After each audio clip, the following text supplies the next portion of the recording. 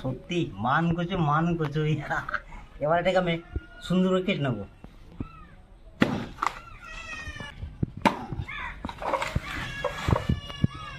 এবার এই হচ্ছে অরিজিনাল কচুটা। সত্যি এর স্বাদ যে কি হবে সেটা ভগবান জানে। সত্যি চন্দন, কখন যে কি নিয়ে আসে বলা মুশকিল। এত বড় কচু, বটিটা ছোট হয়ে গেছে। মা, কচু কেমন? কচু ভালো বাবা।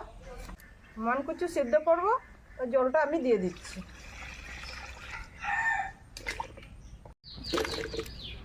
একটু সিদ্ধ হওয়ার জন্য 1 টেবিল চামচ নুন দিয়ে দিচ্ছি। এই তো নরম হয়ে গেছে, এবার নামিয়ে নেব।